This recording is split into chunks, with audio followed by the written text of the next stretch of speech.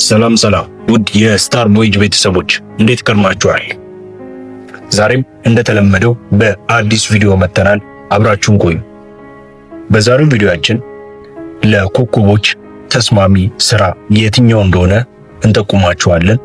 አብራችሁን ቆዩ። የፓይሰሶች ተስማሚ የስራ መስክ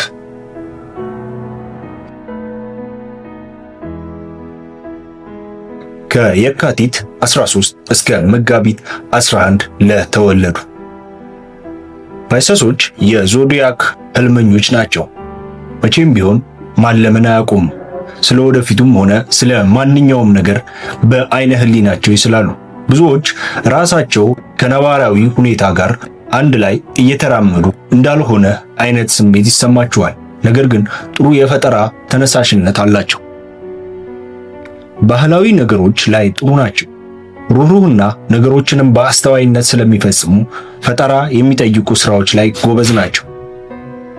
ነገር ግን አደባባይ ላይ በገንዘብ የተጠላለፈና ትልቅ ትኩረት የበዛበት ስራ ባይሰሩ ይመረጣል። ጠንቃቃ ናቸው። ነገር ግን የሆነ ጊዜ በሐሳብ እልም ሊሉ ይችላሉ። የእንቅልፍ ስርዓታቸው ሊለዋወጥ ስለሚችል ቤት ውስጥ በነፃነት የሚሰሩ ስራዎች የበለጠ ያነሳሷቸዋል። ፓይሰሶች ውስጣዊ ጥንካሬና ውዥንብር ስላለባቸው ትክክለኛ ፍላጎታቸውና እውነተኛ ዓላማቸውን ከሰው ለመሰወር ይገደዳሉ። በስራቸው ከተደሰቱ በደንብ ይሰራሉ፣ ካልሆነ ግን ሰነፍ ሰራተኛ ይሆናሉ።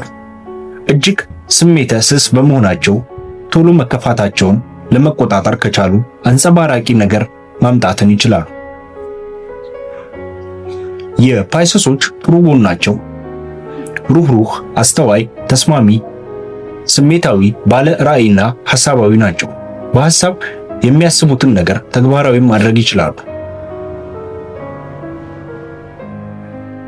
የፓይሰሶች ስኬታማ የሥራ መስክ አርቲስት፣ ሳይኮሎጂስት፣ ሆስተስ፣ በጎ አድራጎት ድርጅት ውስጥ ነርስ፣ ቴራፒስት፣ ፎቶግራፍ፣ ፊልም ሜከር፣ ሙዚቀኛ፣ ሼፍ፣ ኢንጂነሪንግ እንዲሁም የማስታወቂያ ባለሙያ ቢሆኑ ይበልጥ ይዋጣላቸዋል።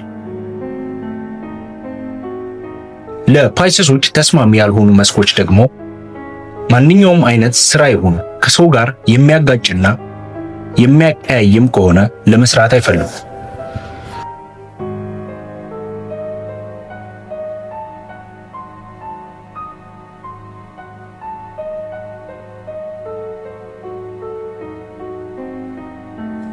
ውድ የስታር ቮይጅ ቤተሰቦች ቪዲዮአችንን ከወደዱት ላይክ፣ ሼር፣ ሰብስክራይብ ማድረጉን አይርሱ። ሰላም።